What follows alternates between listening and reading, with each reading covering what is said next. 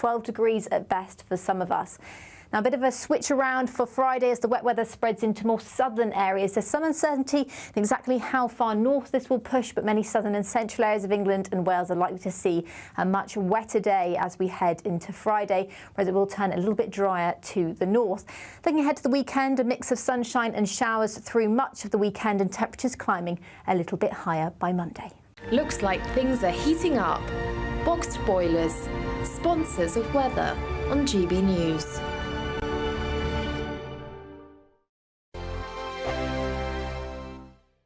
It's our summer treat to you. Your chance to win an incredible £30,000 in tax-free cash. Our biggest cash prize of the year so far. With an extra £30,000 in your bank account this year, you could take the ultimate financial holiday and send some of those day-to-day financial stresses packing. £30,000 could get you those nagging home improvements done, buy that brand new car, or just enable you to kick back and relax for the rest of the year. For a chance to win £30,000 in tax-free cash, text cash to 63232. Text costs £2 plus one standard network rate message. You can enter online at gbnews.com/win. Entries cost £2. Or post your name and number to GB07 PO Box 8690 Derby DE1 9TT. UK only. Entrants must be 18 or over. Lines close at 5 p.m. on the 30th of August. Please check the closing time if listening or watching on demand. Good luck. Good afternoon, Britain. Your lunchtime update on the stories that matter across the UK. From breaking news and insightful analysis, inspiring stories and lively debates. You're comparing yourself to a former Prime Minister. Which is it? Stay informed, stay updated, stay entertained. I just don't know how anyone would not want to be there. Every weekday from midday. We are Good Afternoon Britain, only on GB News. Britain's news channel. This election night, we're putting on a party. And you are invited. We'll be here with you. Following all the twists and turns. As well as all the live reaction from our election night watch party. With our GB News lineup. And as morning breaks, we'll be here with breakfast from 6 a.m. As it becomes clear who the winners and the losers really are. Vote 2024. Thursday, the 4th of July. Only on GB News. Britain's election channel. I'm Patrick Christie's. Every weeknight from 9, I bring you 2 hours of unmissable, explosive debate and headline-grabbing interviews. What impact has that had? We got death threats and the bomb threat and so on. As time passes, she could have said Stump. You made my argument for me. My guest and I tackle the issues that really matter, with a sharp take on every story. Went everywhere. Something practical could be done. Or I can become something different. Patrick Christie's tonight from 9 p.m. only on GB News, Britain's news channel. Are the newspapers getting you down? My wife didn't divorce me that month. Struggling to separate the wheat from the chaff? I know that it's a bit of a circus at the best of times. Well, don't worry. Headliners has got you covered. We'll take the burden of reading the day's news, and if we get depressed, who cares? It's an occupational hazard, frankly. That's Headliners on GB News from 11 p.m. till midnight, and the following morning, 5 till 6 a.m. on GB News, the comedy channel. Nah, just kidding. Britain's news channel.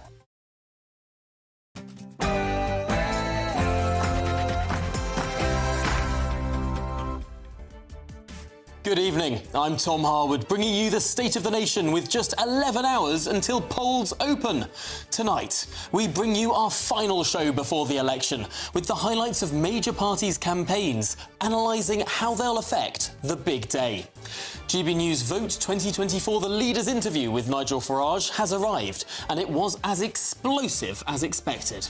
This is now the 5th manifesto in a row in which they're promising to cut taxes and reduce immigration. They're liars. They lie to the electorate, they get away with it. Meanwhile, Rishi Sunak has teamed up with Boris Johnson for one final attempt to stop a Labour supermajority. There's only one thing to do. Vote Conservative on Thursday, my friends. Sir Keir Starmer has promised to fight for every vote. We are fighting for every vote, and across the country there will be constituencies which will go down to the wire. And of course, Liberal Democrat leader Ed Davey seems to be quietly confident about the big day tomorrow. Well, we're not complacent. We want to make sure we work through to 10 p.m. tomorrow to make sure we earn the vote. State of the Nation's final show before polling day starts now.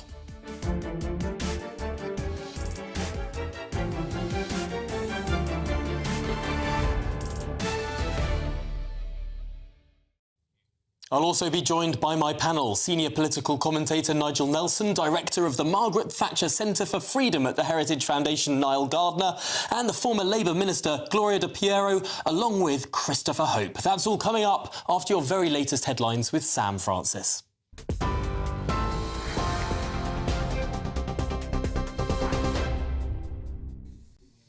Tom, thank you very much, and good evening to you from the GB newsroom. It's just after 8 o'clock. Well, as we heard there, on the final day of election campaigning, party leaders have been crossing the country, making their final attempts to win over voters. Rishi Sunak insists he's fighting until the end, despite his Work and Pensions Secretary Mel Stride suggesting earlier that the Tories are heading for defeat. But Sir Keir Starmer's warning talk of a Labour landslide is intended to encourage voters, he says, to avoid the polls.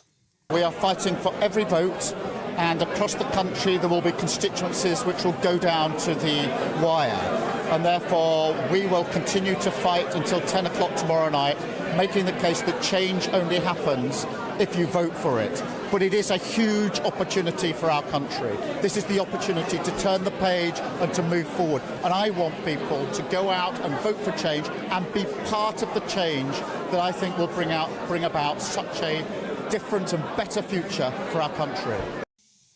Sir Keir Starmer there. Well, before the country heads to the ballot box tomorrow, the leader of the Liberal Democrats said there is no ceiling to his ambitions.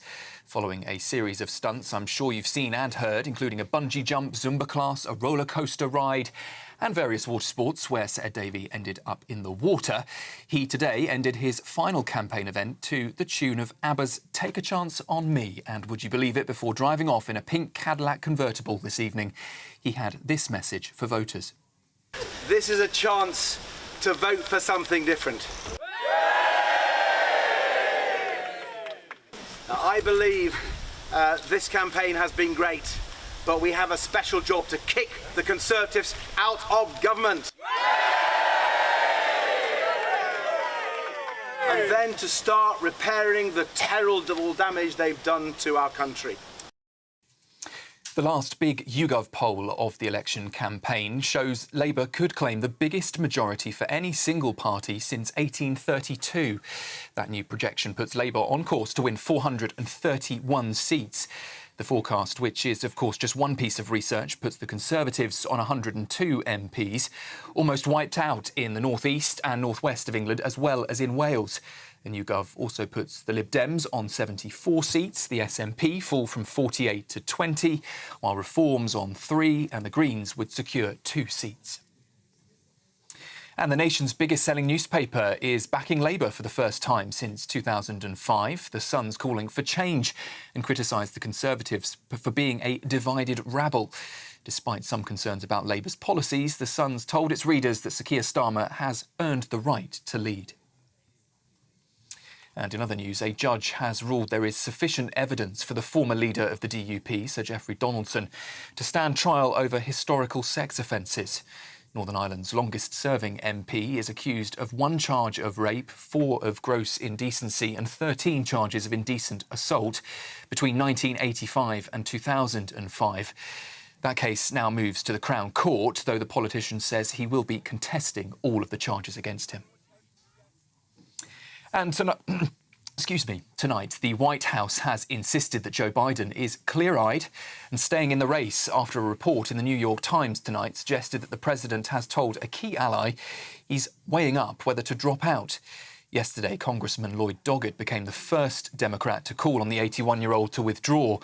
Earlier, Joe Biden did admit that he nearly fell asleep during last week's TV debate against his rival, Donald Trump. Those are your latest GB News headlines for now. I'm Sam Francis, and I'll be back with you with another update at 9 o'clock. For the very latest GB News direct to your smartphone, sign up to News Alerts by scanning the QR code or go to gbnews.com/alerts.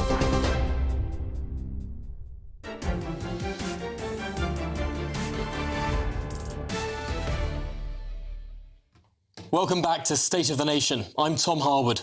This is, of course, the last State of the Nation programme before polling day tomorrow, so we assess the state of the race at the 11th hour. Who best to start with than the Reform Party leader following GB News' Leaders interview with Nigel Farage? His campaign got off to an unorthodox start. To begin with, he told us right here in this studio that he wouldn't be standing. But it wasn't long before he performed a dramatic U-turn, becoming not only leader of his party, but also as a candidate. Farage has since cut a huge figure in this campaign, promising to implement net zero immigration, radically overhaul the NHS and deliver serious tax cuts too. But in recent days, the Reform campaign has been mired in controversy, with a number of candidates having made controversial remarks, as well as a recent Channel 4 investigation revealing a campaigner made racist remarks. Well, Nigel Farage spoke to GB News political editor Christopher Hope earlier today. I mean, basically, Rishi Sunak says, I know we're no good, but they're worse. And Keir Starmer says, vote for change, without telling us what that change would be. And to be frank, they're not exactly the most inspiring individuals either. So I think me coming into it has actually broadened the debate. The problem we've had is getting some of the messages out through GB News, ITV, and I can't even talk about the BBC. Well, we cover all the views of the main parties. You have given us a tiny amount of coverage as a channel because Ofcom have laid down the rules that the key determining factor in how much you can cover are the last two general elections. I've never seen this ruling before this year, and I feel that all of you, as a group of broadcasters, are being really hemmed in by Ofcom. I'm really sorry. The Tories have increased legal migration to numbers unimaginable. Boris Johnson introduced net zero policies that would have closed down a third of our farmland in our country. Raising the foreign aid budget. My point is, raising the foreign aid budget was David Cameron's greatest achievement. This is now the fifth manifesto in a row in which they're promising to cut taxes and reduce immigration. They're liars. They lie to the electorate. They get away with it. If I'd known what I was inheriting a month ago, well, I'd still have done it. But I mean, you've basically got two men who are competing to be in it. Who's the next middle manager of Britain? That's what we're really talking about. There's no drive, there's no passion, there's no real leadership. And frankly, with Labour, we'll get more of the same, just a little bit worse. The Trump team asked me about it, and I said, yes, do talk to David Lammy. Even if your politics are different, our relationship with America in a world that's closer to global conflagration than it's been for over 60 years is crucial. Well, I'm joined by our political editor, Christopher Hope, senior political commentator Nigel Nelson, former Margaret Thatcher aide Niall Gardner, and former Labour Shadow Minister Gloria De Piero. Chris, we're going to start with you. Yeah. You've been speaking to Nigel Farage today. How does he think his campaign has gone? He thinks pretty well. I mean, it's 1 month ago today he became leader. He's been quite rude there about what he's found. He's been frustrated about the attacks on and the misspeaks and some of the dreadful things some of his candidates have said and the activists we know about Channel 4 investigation. And that's what drove him out of politics in 2015. He got so cross about having to answer for other people's failings. I was struck, though, again, interviewing him again, how essentially he is so often the answer to problems acknowledged by Rishi Sunak. So on net migration, his idea is one in, one out. You know, quite a glib response. Why, you know, is that easy? Why wouldn't the government do it? For example, leaving ECHR, he always gets almost the populist response, the easy response, without having to implement it. He said there how he thought he'd ginger up and cheer up the campaign because he can. The other two want to be Prime Minister. He won't be Prime Minister. So it's fascinating to hear him speak. You mentioned the Prime Minister. Let's just hear a little bit of what he's saying. He's speaking live this evening on the eve of the poll. Be in no doubt, a vote tomorrow is a vote for the Conservatives to cut your taxes. That's what we believe, and that's what we'll deliver. For everyone who works hard, we want them to keep more of your hard-earned money. That's why we'll cut taxes on national insurance. For those entrepreneurs and risk-takers, we'll abolish national insurance for the self-employed to create a culture of enterprise. For young couples wanting to buy their first home, we'll abolish stamp duty so that everyone can fulfill those aspirations of home ownership. For families, we'll expand the generosity of child benefit because all of us in this room know family is the most precious thing in all of our lives. And for pensioners who have worked hard all their lives, They deserve dignity and security in retirement with our triple lock plus, not facing a retirement tax on their pension for the first time in our country's history under Labour. So be in no doubt, a vote tomorrow is a vote for the Conservatives to cut your taxes.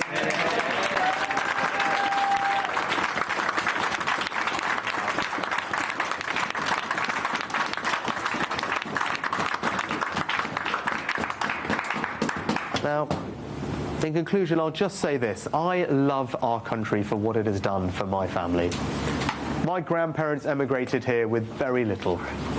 And 2 generations later, I stand before you with the enormous privilege of having been not just your Chancellor during the pandemic, but also your Prime Minister. I don't think my story would be possible in any other country in the world. And that should give us an enormous sense of pride and strength about what this country is about.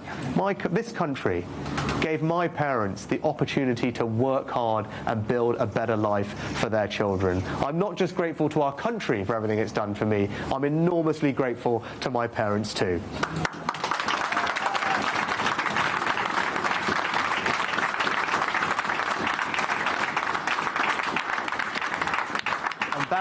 And that is why I do this job.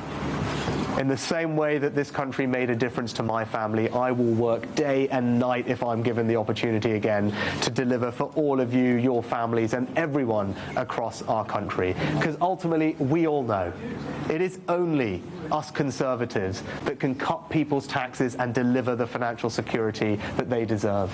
It is only us Conservatives that share people's values of hard work, aspiration, opportunity, security. It is only us Conservatives that ultimately can stand up to the Labour Party. So I say it again, we have 24 hours left. We do not surrender to Labour. We will fight for every vote. We will fight for our values, and we will fight for our vision of Britain.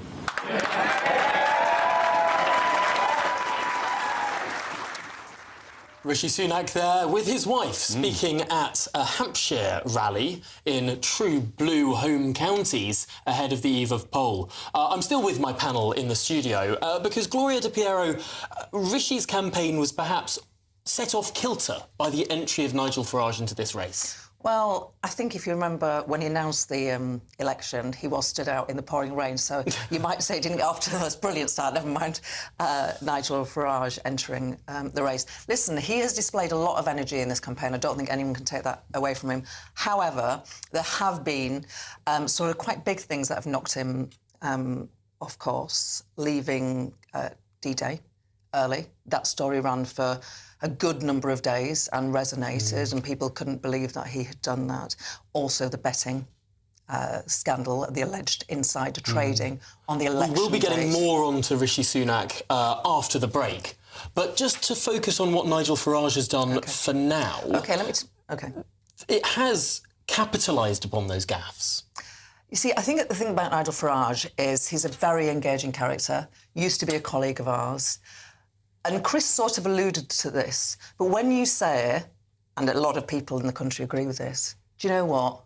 The others, they don't get you, they're out of touch, I don't like them either, I feel your pain. Of course it resonates with people, but they're not solutions. They're not solutions, it's capitalising on people's understandable anger, but it doesn't find a solution to a better life for people. And yet what it's done, Niall Gardner, is create a pretty large rift on the right that we haven't seen at a general election in pretty much living memory.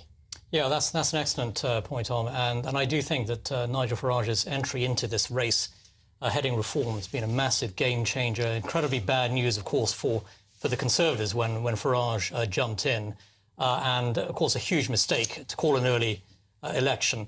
And I think the reform campaign overall has been very successful. I mean, you look at their polling projection. It's stunning for such a small start-up political party, and Farage has so much energy there, and he's probably the most consequential Conservative figure in British politics, alongside Margaret Thatcher and Boris Johnson of the modern era, it has to be said. And yet Nigel Nelson, even though Nigel Farage will pick up perhaps millions of votes, he's not predicted to pick up very many seats. No, I mean, the first past the post system always conspires against small parties. So I think he'll be pleased if he comes out with 6 or 7 seats tomorrow night. Could be a lot less. But I mean, the polls at the moment are suggesting that half a dozen is about the area that he might get. Well, it's been a fascinating campaign from this party that perhaps not many of us expected to be up in the high teens at the start of this campaign. But we'll be up next looking at Rishi Sunak's campaign, which of course got off to a bit of a damp start as we were discussing. Let's have a look at that after the break. Martin Daubney, weekdays from 3 p.m. Prince Harry obviously set up the Invictus Games in collaboration with Prince William and Catherine, the Princess of Wales, as part of their royal foundation, but Prince Harry took it under his wings separately. And last month he celebrated the 10th anniversary back in London. It's Invictus Games is an Olympic-style competition to help wounded veterans from various different countries with their rehabilitation through the power of sport. And that's what he's being honoured for. The reason he's got it is because of the positive impacts, and I quote, on veteran communities through the power of sport. Pat Tillman, what the award is named after, he was a US war veteran. He was killed in Afghanistan in 2004. Prince Harry, of course, served 2 tours himself. Whether he deserves it, Martin, to answer your question, clearly the judges think that that is the case. Of course, I think what we're seeing from Prince Harry over the last couple of months is him really focusing on his passion, which is helping veterans and helping families of veterans, rather than what we've seen over the last few years, which is him talking about himself and complaining about his life as a working member of the royal family. Now, Cameron, nobody can deny the importance of the Invictus Games. What an amazing achievement. Perhaps Prince Harry's finest achievement in terms of public relations. Having someone like Prince Harry or another working member of the royal family with their fame can spotlight very worthy causes, such as the plight of veterans and those who feel like they've been left behind and do not have enough support when they come out of the British Armed Forces. And that's something, as you alluded to, Martin, that Prince Harry perhaps arguably has done very successfully over the last decade. And if Prince Harry's name wasn't on the Invictus Games, would it have done so well? That's probably the arguments they'd make. But as you say, not everyone's happy about the fact that Prince Harry's involved, but he is. Clearly, many people think he deserves it because he's getting this award in Los Angeles. GB News, the People's Channel. Weekdays on GB News. Wake up to breakfast every day from 6 a.m. Followed by Britain's newsroom at 9:30. At noon, it's Good Afternoon Britain. Followed by Martin Daubney from 3 p.m. Only on GB News, the People's Channel, Britain's news channel. Join me, Nana Akwe, for an informative, interactive news programme with a difference. It's fun. It's true. You're not wrong. No one will be cancelled. Lovely. Join me from 3 p.m. every weekend, only on GB News, Britain's news channel. I'm Christopher Hope. From pop stars to politicians, I'll interview anybody in a pub who's got a political opinion. Join me every Friday on Spotify, Apple Podcasts, YouTube or gbnews.com, or wherever you get your podcasts. GB News, Britain's election channel.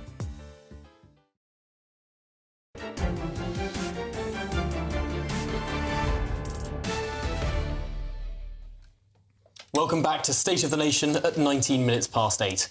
I'm Tom Harwood.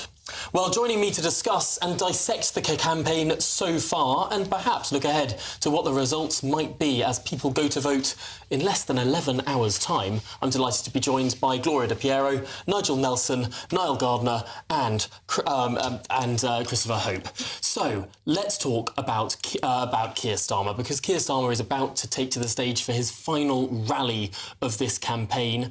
Gloria, you know Keir Starmer. You served alongside him in Parliament. This has been an interesting campaign because he seems to be far ahead in the polls, whilst not having said all that much. Caution has been the name of the game. But remember, Tom, it is nearly 20 years since the Labour Party have been in power. That last general election result, the worst in our history.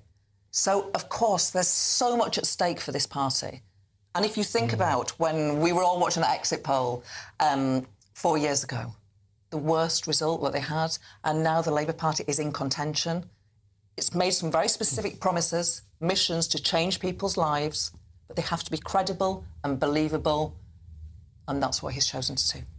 Well, we're looking at him on the screen now. We will dip in as soon as Keir Starmer starts to speak. But Niall Gardiner, this is a Labour Party that is telling the country it's changed. Do you think it has? I don't think it has, really. And I think the spectre of a socialist left-wing government team want to go home at some stage. Is frightening, frankly. And Keir Starmer is also, I have to say, he's an extraordinarily dull politician. Yet somehow he leads a party that is heading, according to the polls, to a landslide victory. But he doesn't really energise the British people, and he doesn't seem to be a hugely popular figure, actually, although his party's doing very well. And yet, Nigel, could it be that people want a bit of boring politics, want a very dull figure? Yeah, I think he's doing it deliberately. There are two Keir Starmers. There's the slightly wooden, stiff version you see in public. In private, as Gloria will well know, he's witty, warm, relaxed. He's a different kind of person. But at a time like this, I think what he's trying to show is dull is good. He's making himself out to be the serious politician for serious times. Christopher Hope, what do you make of that? Yeah, dull is change. Weird, isn't it? I mean, weirdly, not being chaotic and Liz Truss-like, he thinks that's a way of doing it, and it has worked. Let's listen into what he has to say. Thank you so much. And don't you have a brilliant candidate in Chris?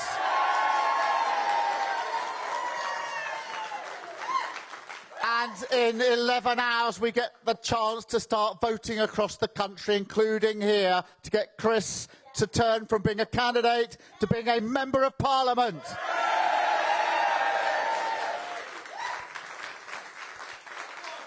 And thank you for that reception, that warm reception. It is fantastic. This is day 42.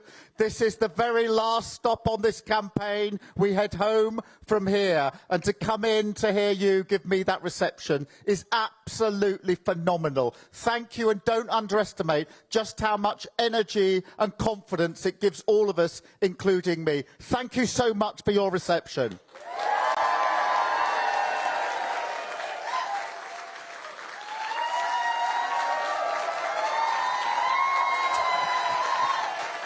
I guess I was asking for that. Thank you very, very much. 11 hours, look at the clock on the wall, just under 11 hours, the country goes to vote in a really important election about the future of our country, with two different futures on the ballot box. A real choice before the electorate. A choice to continue with the chaos and the division of the failure that we've seen for 14 long years, or tomorrow to turn the page and start to rebuild our country.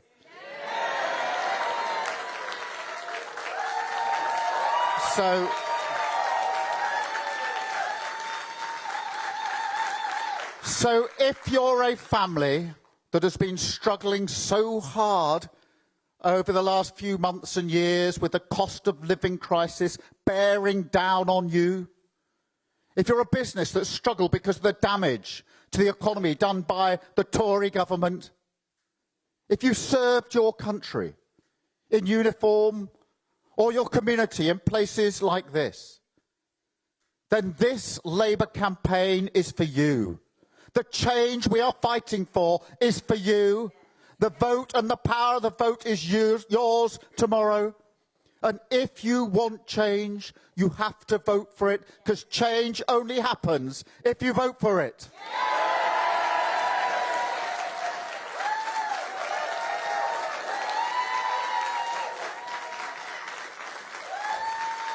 And we stand here on the eve of the election as a changed Labour Party. A Labour Party that has pushed protest to one side, has returned our party to the service of working people, and proudly says, country first, party second.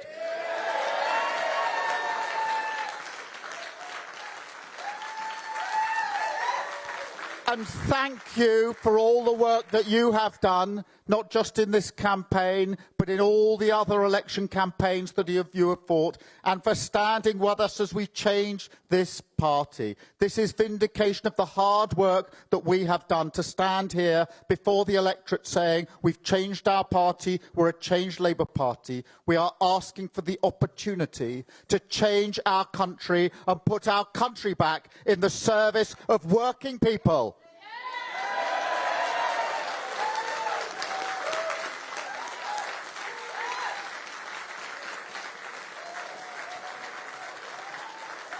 And we have a plan, the first steps of government that start straight away if we're elected in to serve our country, sleeves rolled up, getting those extra appointments in our NHS to bring down those waiting lists. We did it before and we will do it again.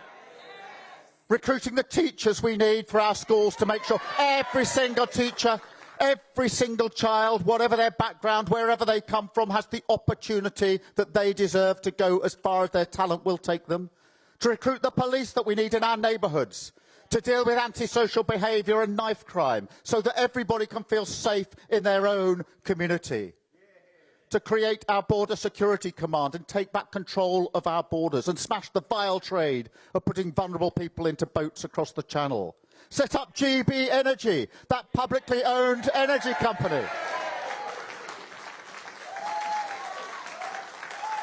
that will keep our bills down, give us energy security and secure the jobs of the future. That is what we can be getting on with on day one. But, and there's always a but, if people tomorrow feel that it's job done, that the polls have somehow predicted the future, they don't need to go out and vote, or that they're not yet convinced about change, not convinced it can happen, not convinced that they need to go out and vote for change, and many constituencies will be tight. This constituency will be tight. It is incredible that we're here fighting as hard as we are in this constituency, but it'll go down to the wire, you know that. It'll go down to a few hundred votes. And if people don't go out and vote, people who want change, who need change, who are entitled to change, don't go out and vote, we'll wake up, imagine it, on Friday morning with 5 more years of a Tory government.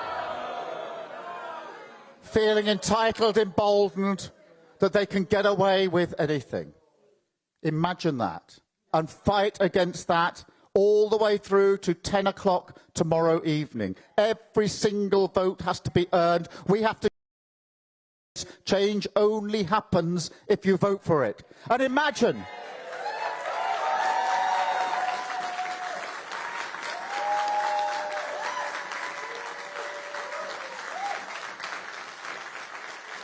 And imagine a different future Friday morning, a Labour government elected in.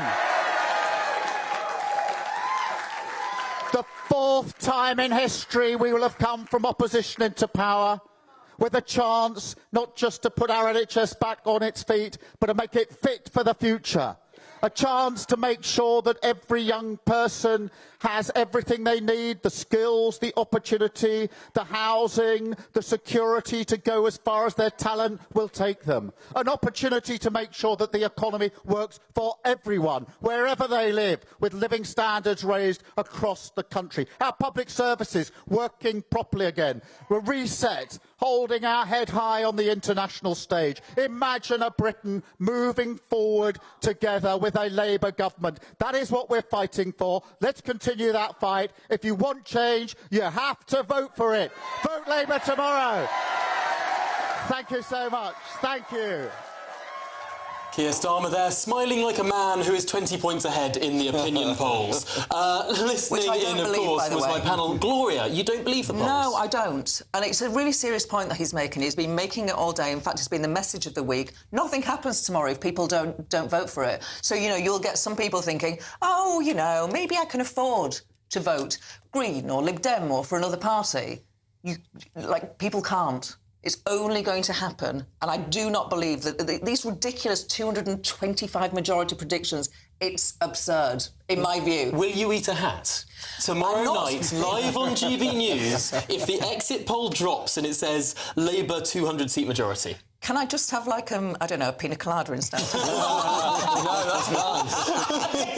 I know, that's why I asked for the special treat. Gloria, you wanted to come back at Niall's point a little bit earlier.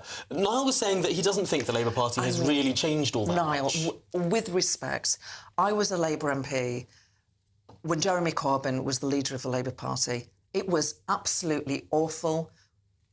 Most of us felt ashamed of being in the Labour Party at that time. It was the lowest point in our history. Keir Starmer, he's not the leader of the Labour Party. Keir Starmer's kicked him out of the Labour Party. It has been massive transformational change. I mean that sincerely. I felt ashamed. Now I feel proud. Yeah, my response would be that this is a socialist big government. It's a social democratic high tax High tax. We've got the highest tax burden in 70 years. You've got to be kidding. It's an ultra-woke political party. This is very much a party of the left, in some respects far left, really. And absolute nonsense. Every candidate is being vetted. I don't think this is some sort of new Labour Party. It's the same old socialist Labour Party, and Keir Starmer calls himself a socialist. And look at the damage, the immense damage that socialism has caused across the world. Wherever you've seen socialist governments, they have been huge failures. Keir Starmer does call himself a socialist. Yes, let me tell you about the record of that last Labour government. So we're not talking about socialist countries around the world, however you may be defining those. We're talking about Labour governments, every Labour government in this country, but let's just look at the last one and compare it to what's gone on in comparison now. You've got the lowest NHS. You had the lowest NHS wait times in history. We've now got the highest. I'm not going to do a list. I could, but, you know, social democratic governments with a social justice element, they can change people's lives. Of course, the Labour Party Party did lose power in 2010 with very high unemployment, with a large national debt. No, come on. That was the economy grew. The economy grew throughout all that. The economy grew. The economy grew throughout that Labour government. We had growth until the global financial crisis. The Conservatives at this election might well say they had growth until the COVID crisis, at which point we had a bit of trouble. But Nigel Nelson, you've been listening into this conversation, and really this is going back to basics in terms of this old Labour-Tory fight. But to some extent, it doesn't really feel like that policy debate has lit up this election. No, it hasn't, because I think that, as Gloria was saying earlier, Keir Starmer has been very cautious. And so the kind of spending and tax raising he's been doing is effectively fairly moderate. The tax rises are worth about $8 billion. And yet they do take the tax burden in the UK, even just going by the Labour manifesto, to the highest it has ever been on record, not just 70 years, on record. No, it nudges up slightly because you actually imposed a few taxes, but it's still quite moderate. I mean, the tax burden is going to be the highest in 70 years anyway. That's where we are now. That's where it would be under the Tories. I don't believe, for instance, the Tories were going to make the tax cuts that they were promising. I think it was desperate to come out with that stuff, and when the Tories start talking about Labour's going to cost everyone £2,000 more. I mean, it's just a nonsense. These were made up on the back of a fag packet, and the figures just do not sort of bear out. Well, let's bring in Chris Hope, because you've been interviewing Rishi Sunak on this question. Yeah, I mean, 21 other 28 lines of numbers do make sense. The £2,000 is a figure over 4 years divided by number. I mean, you know, it is complicated. Labour have their own figure, £4,000 on your mortgage. I think these numbers have been flying around a bit. I think that in terms of Keir Starmer, he's quite limited. He hasn't talked at all really about capital gains tax, inheritance tax, pensioners. I think there's going to be an attack on wealth. I think that's what a lot of Tories are worrying about as they hover over their pen to go towards the Labour Party and tomorrow in the ballot box. And yet what we're going to see, if we're to believe literally any poll, is a Labour Party with at least 400 seats, perhaps 450 seats, and a Conservative Party with anything from 120 seats right the way down to just 60 seats. If those polls are right, Tom, I mean, do you think we could be in for a massive shock tomorrow? I've been burned before on forecast, 2017 notably. I mean, we know we talked earlier off air, didn't we, about that? But I just wonder, could these polls be wrong? And because of what you're describing, Gloria, everyone assumes a Labour But the polls are actually all over the place. And if you take that poll, the Survation from yesterday, yesterday. The Tories were down to 61. We've got 2 MRP polls today. That puts the Tories on over 120. So that's a big variation. There's a huge variation in these But things. amongst the variation, all of these results, it's a variation of very bad to very, very, very bad. Oh yeah, it's bad, however you look at it. But I mean, at no point has there been a single poll that suggests the Tories can have even a Whereas in slight chance of winning. 2017, which is the election that everyone says the polls were wrong, well, there were 1 or 2 polls, one of these big fancy MRP polls that we keep talking about, that did predict a hung parliament. And the majority of polls were wrong, but there were some that were right. There isn't a single outlier poll, Gloria de Piero, this time round that says that the Tories aren't going to have the worst result ever. Vote. So I don't know if young people were, I mean, the Labour has a good lead across all demographics, but, under 30s, the sort of category of voter which is least likely to come out compared to the category of voter which is most likely to come out, which actually the Tories have a slight lead if you go right to the other end of the age spectrum. So there's all kinds of variables tomorrow. So I suppose to young people in particular, if they tell a pollster, oh, of course I'm voting Labour, have absolutely no intention of, bothering themselves to pop to a polling station, well, that completely destroys that poll. And interesting talking about young people, Niall, because there has been one poll done of 16 and 17-year-olds who, of course, can't vote in this election, but the Labour Party wants to give 16 and 17-year-olds the vote. And one of the big surprises of that poll was quite how high the reform numbers were, particularly amongst teenage boys. That's a very interesting poll there, and it demonstrates that reform has become the sort of revolutionary party and attractive to many young people, actually. And I think also that you've seen this trend across Europe, younger voters actually shifting rightwards. You see that in France, for example. You see it in Netherlands, Belgium, Austria, Germany.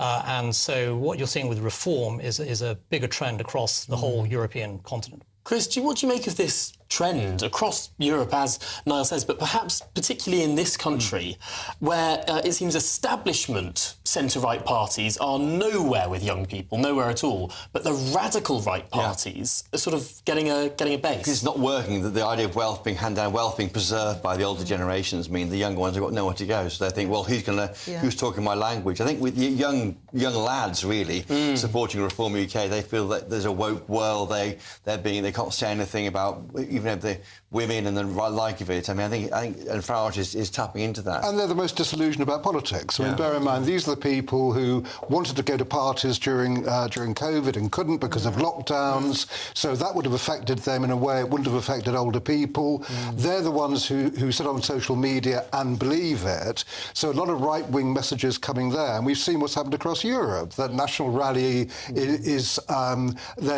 between 20 and 34-year-olds. That's the highest proportion of support.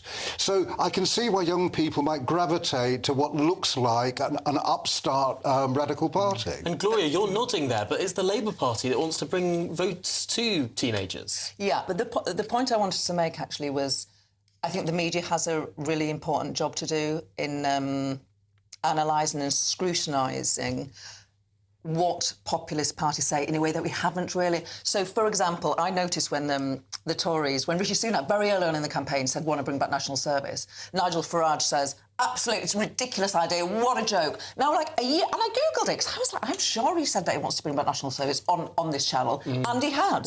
And that is the thing about populist parties, but I think the bigger you grow, the more, the more your record and your quotes will be analysed. I think that's really important, actually. Although I suppose that is an argument you could make about Sir Keir Starmer, who has said things before and then gone back to saying the other. Is the policy issue about Starmer is he hasn't talked about so much. We know he's going to cut taxes for working people. When we interviewed him for GBNews, he said that is someone with a few thousand, or a bit more than a few thousand in savings, otherwise they're going to come after you. I mean, we don't really know so much about what he'll do. He didn't say we're going to... No, you added that bit, Chris. He didn't say otherwise we're going to have to come after you. Well, that was me saying that to you. What he said was he would like to cut taxes on ordinary people. On working people, and that's those with several £1,000s worth of savings. Otherwise, I mean, it's that is a quagmire. What is an ordinary person that I'm not willing to go into either. They're the ones but I think I'm saying I'm not ordinary, and nobody around this panel is, and we don't deserve tax cuts. Well, Speak for yourself. this has been quite the discussion. There is so much more to discuss. And indeed, as we're counting down to what I'm sure, Keir Starmer was saying there are 11 hours to go. It's now more like sort of 10 hours and 20 minutes until polls open. We're counting down every second here on GB News. And after the break, we'll be talking about another disruptor in this general election campaign. Stay tuned. Martin Daubney, weekdays from 3 p.m. How deep is the rift between Prince William and Prince Harry?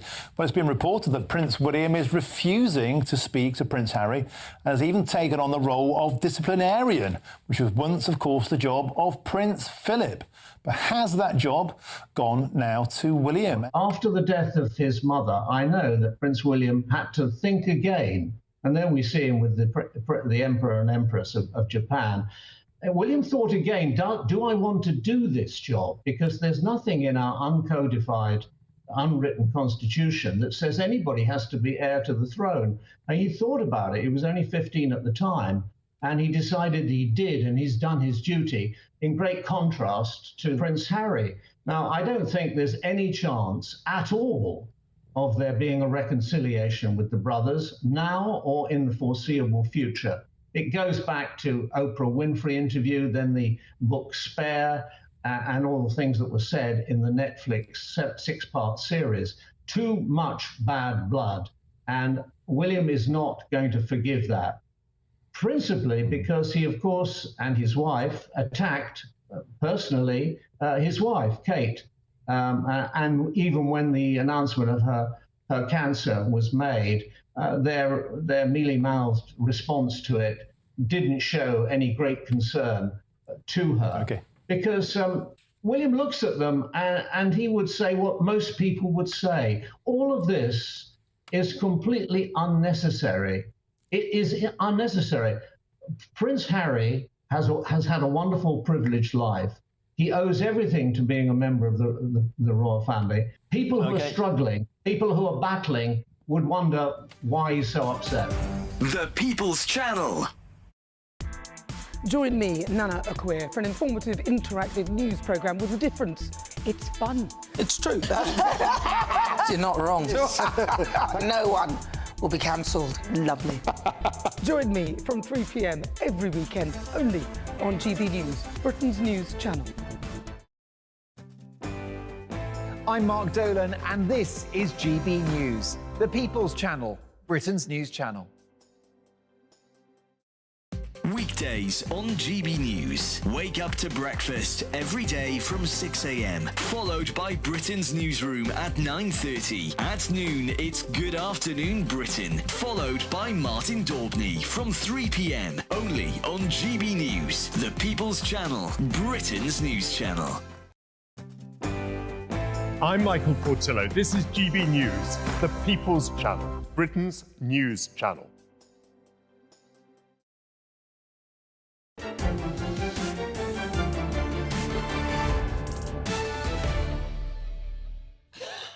Welcome back to State of the Nation.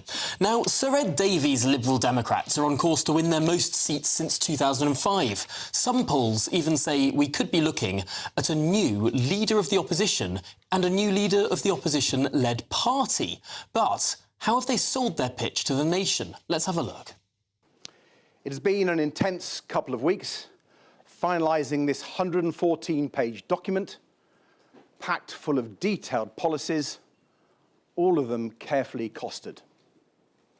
Now, of course, I've needed the occasional break, but when I asked my campaign team to find the odd activity to help me unwind, I had no idea what I was letting myself in for.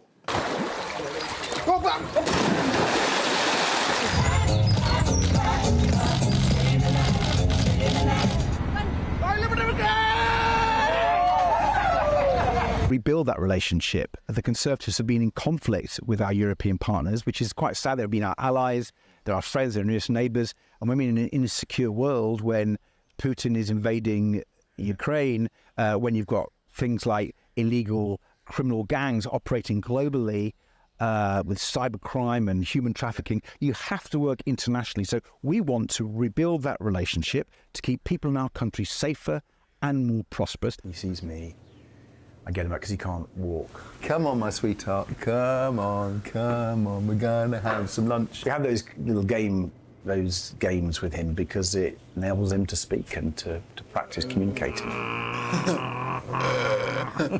Well, I certainly think you need to reform the planning system. The current planning system isn't building the homes we need, and it's not doing it at pace, and it's frankly doing it to the developer's tune. I've called it a developer-led planning system. And there's a different approach, and it has been tried elsewhere, and I can show you that it's worked elsewhere. Well, we're not complacent. We want to make sure we work through to 10 p.m. tomorrow to make sure we earn the votes. Ed Davey there, proving that he doesn't just stand on bouncy castles and ride bicycles and jump off things with bungee cords tied to his legs, but also talks politics sometimes as well. Let's dissect his influence on the campaign now. I'm joined by the political editor of GB News, Christopher Hope, senior political commentator Nigel Nelson, former aide to Margaret Thatcher, Niall Gardner, and former Labour Shadow Minister Gloria De Piero. Chris, first of all, Ed Davey has perhaps been more discussed in this campaign than at least I was expecting. I think he's had a quite good campaign. I think if you compare Joe Swinson 2019, Joe Swinson could be your next Prime Minister. Well, that went well, didn't it, for her? She lost her seat. Lost her seat, and they got 12 MPs. But you've got here Ed Davey, I think, not taking him too seriously, combining having a bit of a joke to get in the papers and get footage shown on GB News and like with serious messaging about.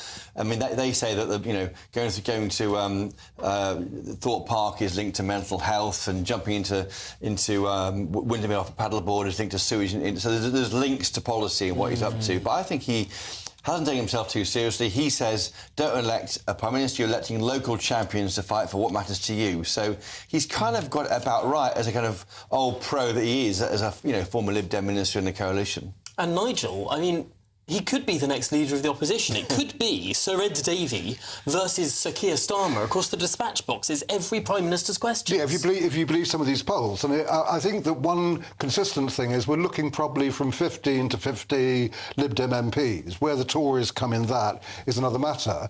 I mean, Ed Davey does feel as if he's been on an adventure holiday for the entire election campaign. However, it may be that disguises some of the policies which are remarkably like Labour. Votes at 16, scrap Rwanda, as you just mentioned there, planning reform. These are all kind of Labour type policies, and yet by doing what he's doing, he comes back with a rejuvenated party. And so, Niall, we could be seeing a party scrutinising another party that basically has no difference in policy at all. Yeah, I think that would be terrible, actually. Having two left-wing parties basically as the dominant force in Parliament, that would be, I think, very bad for British democracy, frankly. And even though, of course, Ed Davey has been quite entertaining, quite clownish in a way, but if you look at his policies, very extreme stuff, increasing spending by £27 billion, for example, rejoining the single market, dismantling Brexit, really dangerous stuff, in my opinion. And the Lib Dem agenda is even worse than Labour's, which is saying a great deal, frankly. That is interesting, Gloria, that we talk about the Lib Dems as if they're sort of somewhere in the middle, but at least if we're to believe the manifesto, I'm not sure how much we should believe the manifestos. The IFS has said that perhaps these manifestos are all a bit tongue-in-cheek, but the Lib Dems, at least to their committed tax rises and spending, is more than the Labour Party. They would love to hear you saying that they are a left-wing party. They were absolutely massacred after going into coalition with the Tories. From 2015 to actually this campaign, they've been pretty much an irrelevant force in British politics. And I have to take my hat off to them for saying, oh my gosh, how are we going to make ourselves relevant for this campaign and get anyone talking about us? And they've done, actually, the most extraordinary job, which they must have sat in a room and discussed those things. Shall we do? Go on, Chris, can you tell us the inside story? They said, when you work out what to do with Ed, do you tell him? No, don't tell him. Then he said, would you actually like him? They just drop him in these things unbeknownst to him. Ed, we've asked you to bring a wetsuit today. Why? We're not telling you. I tell you one difficult thing that it could present to the Labour Party, though. if, and I don't think it will happen, but if they were the opposition party, not only would they face Keir Starmer, the Prime Minister, at PMQs, they would have control of the order paper every Wednesday. The opposition gets to choose the debate every Wednesday. Yeah. And I think they would make things incredibly difficult, deliberately, for the Labour Party. On the left. Two-child limit. Straight up. Two-child benefit limit. That's, you know... Recognition of Palestine. Yeah, those sort of things. Because, of course, the Lib Dems... We talk about the coalition. United. We don't want them as the official... we talk about the coalition, of course, but, Chris, you'll remember the 2005 general election. The Lib Dems really were presenting themselves from the left. They won a lot of city seats, urban seats, Sheffield, on the issue of the Iraq War and on the issue of tuition fees. Yeah, which all went wrong, and of course, Davey wouldn't go there. And tuition fees may well rear its head again in the next Parliament, I think. Tuition fees, another potential huge issue. Stick to beat Labour with. So you can see how that party, a growing and stronger Lib Dems, could provide. I do want to see, you know, the woke left fighting the woke left in Parliament. Honestly, that's the last thing the British people want to see. Which is why I think many voters tomorrow will be very nervous about handing over power to Labour and to the Liberals. I think it's a deadly combination, actually. You're going to get a load of... Just on that point, I'll take it seriously. Perhaps I shouldn't, but I will. But the makeup of the Parliamentary Labour Party is going to be very, very different if these polls are right. The MPs from Red Walls, like where I used to represent, although not necessarily that one, Barnsley survived, but your Doncasters, your Stocktons, all areas of the country, the North and the Midlands, working class communities, post-industrial towns, often former mining communities, those voices will be back in Parliament, and that will be a counterbalance, which I actually don't happen to think is necessary, but it will be a counterbalance to any wokery that you fear. Because the Labour Party won't just be representing these small inner city areas. Big cities. Because they'll be representing towns, they'll be representing more rural constituencies, those voices. Chris, do you think, I mean, that was true, those seats were held by Labour in 97. Yeah. Did the Labour Party feel like it was more diverse? Not really. I think that they kind of overlooked them, and that led to this kind of disaffection with them after the Brexit vote, and that's what's so interesting. And the market towns, you know, I think they were kind of ignored, the shops died off, the local, and they became clone towns. I think that kind of picture... And Tony Blair was going much more for the middle classes at that time, so that was the difference. I think Gloria's right. You're talking about a lot of people coming in from the Red Wall, coming through from different backgrounds. I mean, the difficulty will be actually, if you have a huge Labour majority, keeping the Labour Party together. Yeah, and just on class, 46%, I think I saw the figures, will be the makeup of the shadow cabinet. Currently, it's 7%. From working class backgrounds. So even that... There'll be more working class people. Yes, Chris? Well, on the Lib Dems, I'm fascinated by how they're pushing into areas, aren't they, where they never used to be. I mean, it's extraordinary where they are.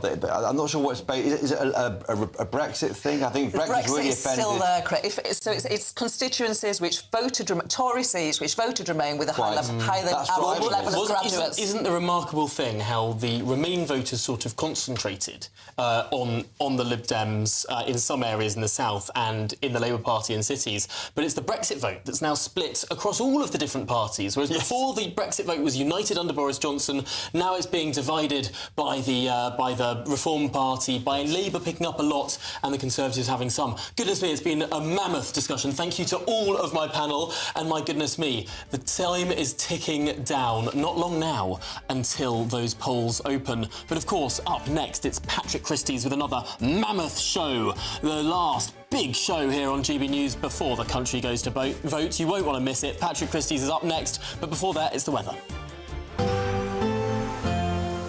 A brighter outlook with Box Solar, sponsors of weather on GB News.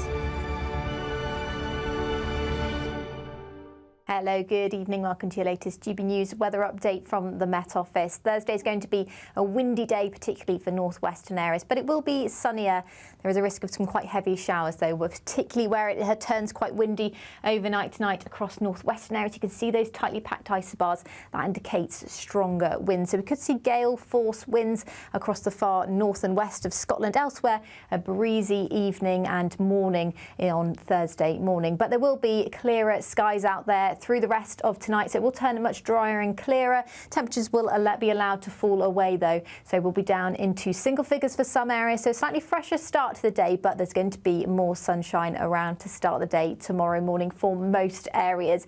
However, across western areas of Scotland, quite frequent showers will move in, as well as across the Northern Isles as well. These bring a risk of thunder as well and could last for quite a while. We'll also see some heavy showers across parts of Northern Ireland into some northwestern areas of the UK, of England as well. But eastern areas and southern and central areas should stay dry through Thursday morning and, in fact, well into the afternoon as well. But the breeze will pick up as the day goes on, so it will be quite a windy day, particularly across north and western areas. Now, the best of the sunshine is likely to be across the south and east through Thursday, and here temperatures will climb a little higher than they have done today. So we could see temperatures climbing as high as around 21 degrees across the far south and east by Thursday afternoon. Elsewhere, further north and west, much fresher into the low teens, 12 degrees at best for some of us. Now, a bit of a switch around for Friday as the wet weather spreads into more southern areas. There's some uncertainty in exactly how far north this will push, but many southern and central areas of England and Wales are likely to see a much wetter day as we head into Friday, whereas it will turn a little bit drier to the north. Looking ahead to the weekend, a mix of sunshine and showers through much of the weekend and temperatures climbing a little bit higher by Monday. Looks like things are heating up. Boxed boilers, sponsors of weather on GB News.